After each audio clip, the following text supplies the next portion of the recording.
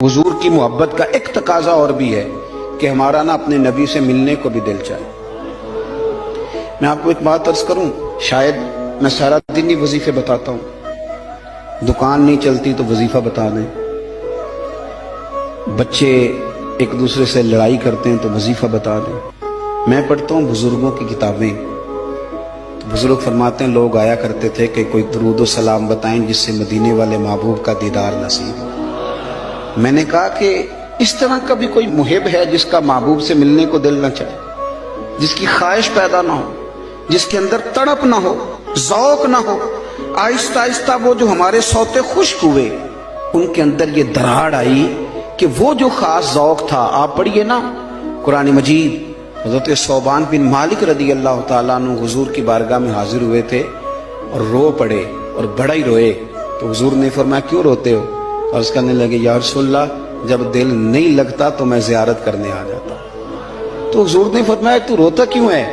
अर्ज की सोनिया, मजबूरी ये है कि आज तो दीदार कर लेता हूँ और सुबह क़यामत अल्लाह आपकी बरकत से जन्नत देगा भी तो आप तो ऊंचले दर्जे में होंगे ना नबियों के साथ, तो मैं तो होऊंगा गरीबों के महल्ले में, गुलामों के इलाके में। हुजूर वहां ज़ियारत कैसे करूंगा? और अगर जन्नत में ज़ियारत ना हुई तो दिल कैसे लगेगा? हुजूर परेशान हूं।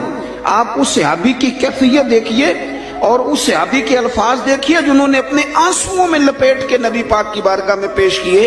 अल्लाह के महबूब ने गर्दन झुकाई तो हजरत जिब्रील आयते लेके आ गए। कहा महबूब इनसे कहें रोए ना, गोया रोए ना, जो अल्लाह और उसके रसूल की इताअत करेगा ना वो महरूम नहीं रखा जाएगा। फाउलाइका मअल्लज़ीना अनअम अल्लाहु अलैहिम मिनन नबिय्यीना वस्सिद्दीकीना वशुहदाए वस्सालिहीन। फरमाया जो आपकी इताअत करेंगे ना उन्हें नबियों के साथ रखा जाएगा, उन्हें शुहदा सालिहीन के साथ रखा जाए, सिद्दीकीन के साथ रखा जाए। मेरे भाई वो खास तड़प जो लोगों के अंदर हुजूर की जियारत की खास तड़प, नबी पाक सल्लल्लाहु अलैहि वसल्लम फरमाते हैं जिसने मुझे ख्वाब में देखा उसने मुझे ही देखा। शैतान ख्वाब में भी आके मेरी मिसल होने का दावा नहीं कर सकता।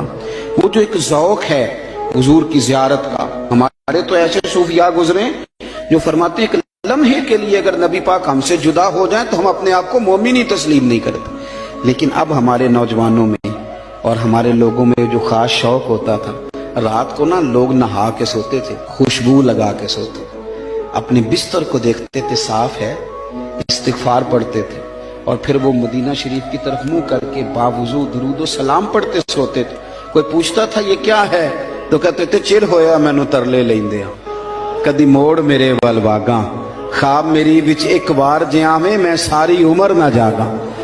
नबी पाक सल्लल्लाहु अलैहि वसल्लम की गुलामों का ये शौक, ये दर्द, ये ज़ौक, ये तकाजा करता है मोहब्बत का कि महबूब से मिलने को दिल चाहे, शौक पैदा हो।